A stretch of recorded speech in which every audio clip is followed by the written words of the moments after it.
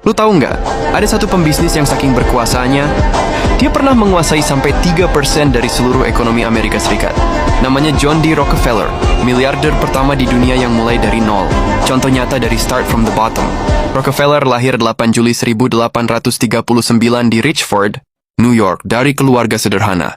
Ayahnya, William Rockefeller, sering bepergian dan punya reputasi kontroversial, sedangkan ibunya, Eliza, disiplin, religious, dan mengajarkan hemat serta tanggung jawab.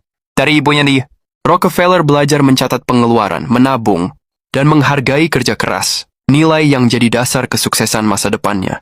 Waktu sangat muda, John mencari uang jajan dengan memelihara kalkun dan berjualan permen kepada anak-anak tetangga. Dia sudah punya insting bisnis sejak saat itu. Sejak remaja, Rockefeller sudah serius soal uang. Ia bekerja sebagai asisten akuntan, di mana ia belajar membaca laporan keuangan, menghitung keuntungan, dan mengatur bisnis secara efisien. Pekerjaan pertama ini membentuk mentalnya. Disiplin, teliti, dan fokus pada sistem bukan keberuntungan semata. Tahun 1859, ketika minyak mulai ditemukan di Pennsylvania, banyak orang buru-buru jadi penambang. Tapi Rockefeller memilih jalur berbeda, masuk ke penyulingan minyak, mengolah minyak mentah menjadi produk seperti kerosin.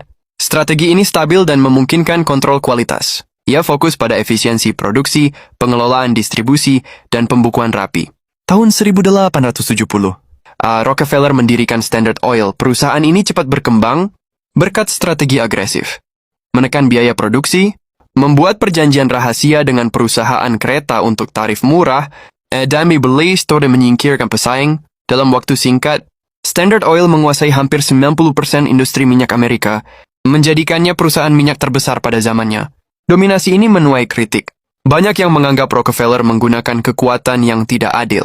Tahun 1911, Mahkamah Agung Amerika Serikat memerintahkan Standard Oil dipecah menjadi beberapa perusahaan, termasuk Exxon dan Chevron.